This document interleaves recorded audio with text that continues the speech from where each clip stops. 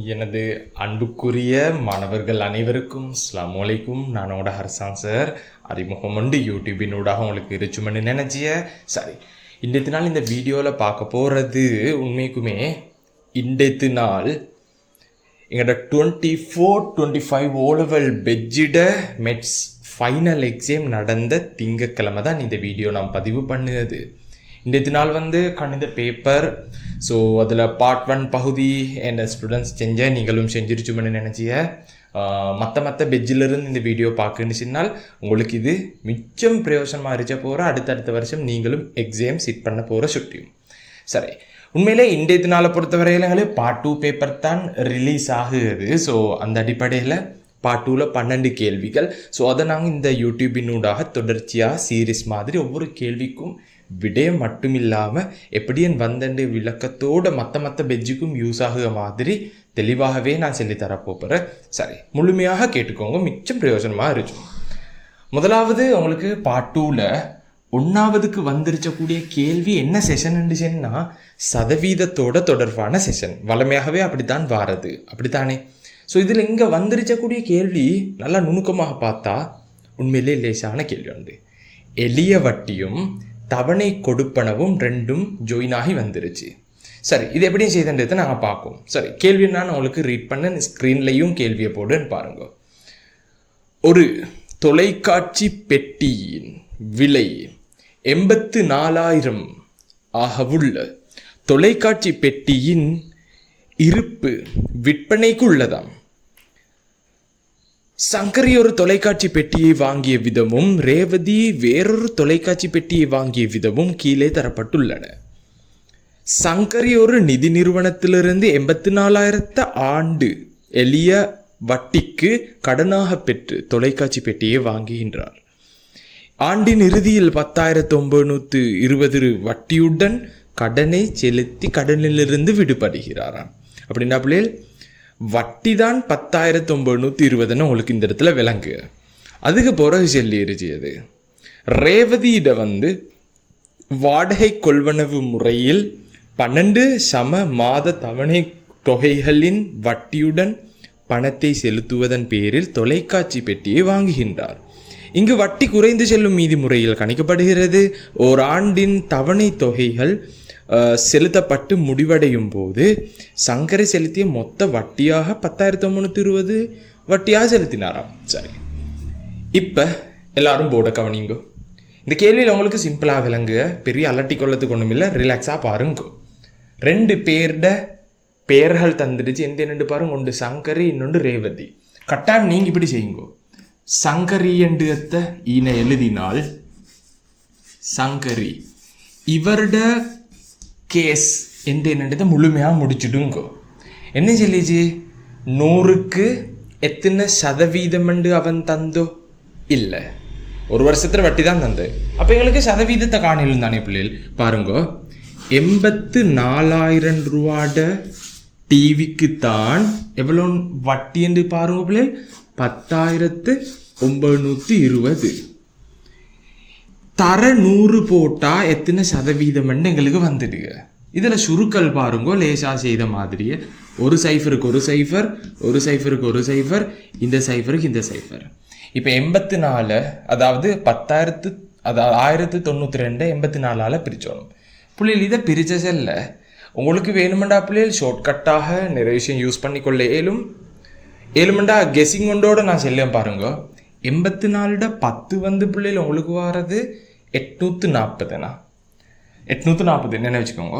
கடைசியில் 2 நம்பர் வரணுமெண்டா 4-3 வார மாதிரி. ஏன்னா அப்படின்னா பிள்ளைகள் ஒரு கெஸிங்கில் உங்களுக்கு இப்படி அடிக்கலும் மாதிரிடா பிள்ளைகள். நான் செல்லுவோம் விளங்கணும் பாருங்க, 13 சரி மாதிரி. ஏன்னா செஞ்சு பார்க்குவோமோ? அப்போ நான் உங்களுக்கு இதை செஞ்சு காட்டுவேன் பிள்ளைகள். 84 தர 13 சரியா வாரோன்னு பாருங்க. 84 13ஆல் பெருக்கி காட்டுவேன். கெஸிங்கில் நான் எடுத்தது உங்களுக்கும் விளங்கினேன்னா 4 3 12க்கு 2 1 மிச்சம் 24 25 4 4 8 8 கூட்டம் வந்துட்டே. சரி, 2 9 10 இப்படி தான் பிள்ளைகள் ஃபைனல் எக்ஸாம் செய்யணும். நான் என் ஸ்டூடெண்ட்ஸை இப்படி தான் தயார்படுத்தி கொண்டு இருந்தது. ஸோ புதிய ஸ்டூடெண்ட்ஸ் தார் சார் இருந்தால் உங்களுக்கும் ஸ்க்ரீனில் கார்டு நம்பருக்கு மெசேஜ் ஒன்று போட்டு என்ன வகுப்பில் ஜாயின் ஆகி கொள்ளும். சரி, அப்போ கேட்ட கேள்விக்கு 13% சட்டப்படியாக விளங்கினோம் பிள்ளைகள். ஓகே, இப்போ சங்கரிட கேஸ் முடிஞ்சு ரேவதியோ தாரம் பேரொன்று தந்திச்சு, ரேவதி தந்திச்சு. ரேவதியிட கேஸை பாருங்க. இப்போ ரேவதி எடுத்துக்கொண்டா இது கொஞ்சம் கவனமாக செய்யணும். இதுக்கு நான் குறைந்து செல்லும் மீதி முறையண்ணா இங்கே முதலாவது 12 மாதம், முதலாவது இந்த 12 மாதத்தை வச்சுக்கொண்டு நீங்கள் எந்த செய்யணும்னு சொன்னால் நல்லா கேட்டுக்கோங்க. ஃபஸ்ட்டுக்கு உங்களுக்கு இப்படி செய்யலுமாண்ணா, நான் செல்ல சரியோன்னு பாருங்க. மொத்த வட்டி எங்களுக்கு தெரியும். அந்த மொத்த வட்டியை நாங்கள் நல்லா நல்லா கவனமாகவே பார்த்துக்கோங்க. ஃபஸ்ட்டுக்கு எவ்வளோன்னு கடன் 84,000 ரூபா கடன் இருந்துச்சு.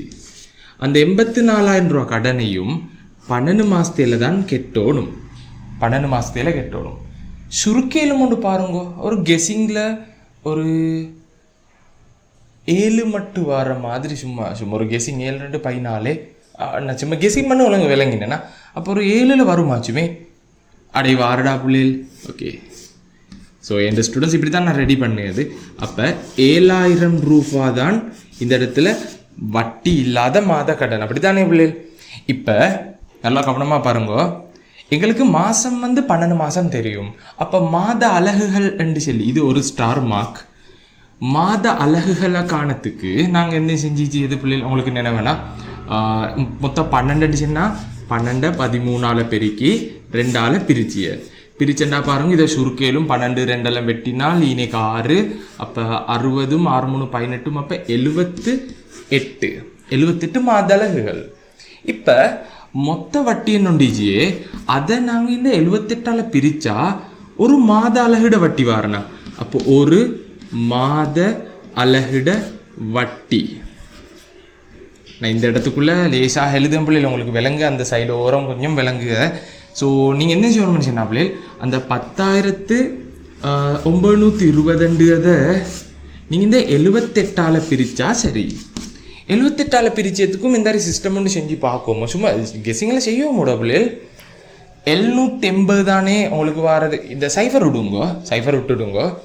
சும்மா ஒரு கெஸிங்கில் செஞ்சு பார்க்கும் சரியா வரும்னு நினச்சிக்கிறா பிள்ளைகள். ఎందుకని சொன்னால் இப்போ 8ஆம் வாய்ப்பாட்டில் எடுத்தால் 8 10 80 இந்த சைஃபரை டார்கெட் பண்ணாமல் இந்த 2 கொஞ்சம் டார்கெட் பண்ணி பார்ப்போமோ. அடிப்பில்லை அப்படி செய்யறதுக்கு உங்களுக்கு கஷ்டம்னு சொன்னால் நீங்கள் இதை மெதுவாக 2ஆல் வெட்டிங்க. நான் செல்லமாய் செய்யுங்க பிள்ளைகள். அப்போ 2ஆல் வெட்டினா உங்களுக்கு எந்த வார இன்னைக்கு 39. நீங்கள் இதை 2ஆல் வெட்டினா உங்களுக்கு 546 வார. அப்போ உங்களுக்கு 5 4 6 0 கீழே 39 வார. சரி, இப்போ இதை சுருக்கத்தை பாருங்க. 9ல் 6 நம்பர் வாரோண்டு பாருங்க, வாரோண்டு பாரு பிள்ளைகள். 9 சரி ஒன்று பாருங்க.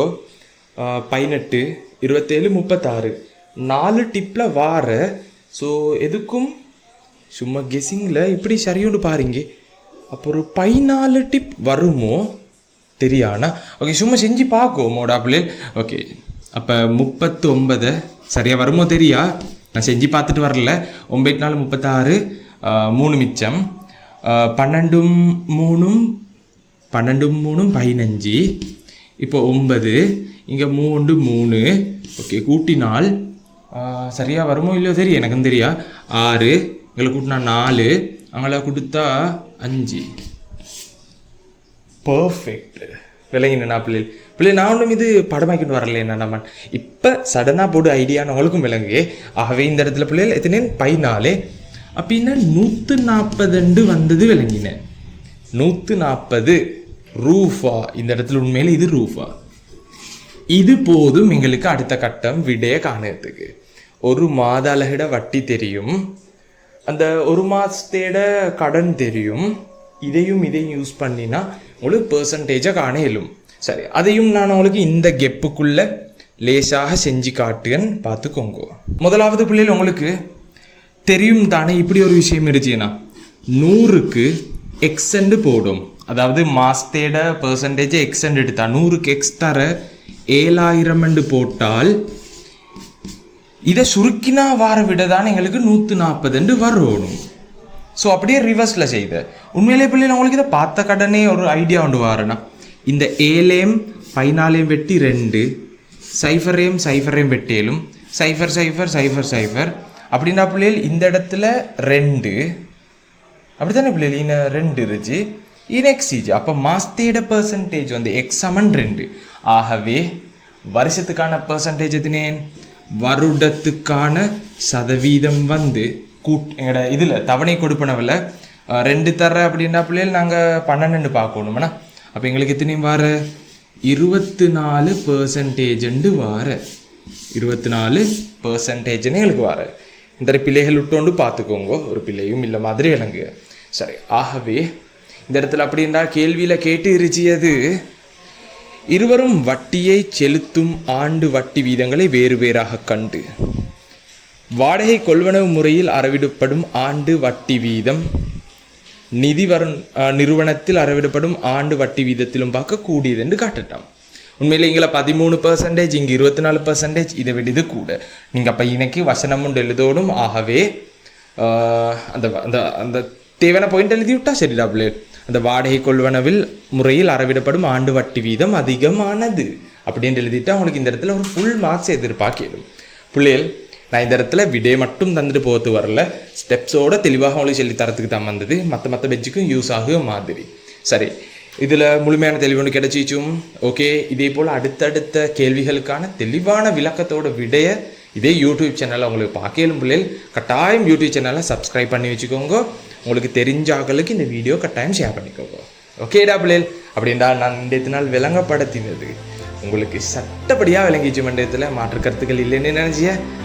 இன்னொரு வீடியோவில் சந்திக்கும் வரை விடைபெறும் நான் உங்கள் மேட்ச்மேன். போயிட்டு வரேன்னா.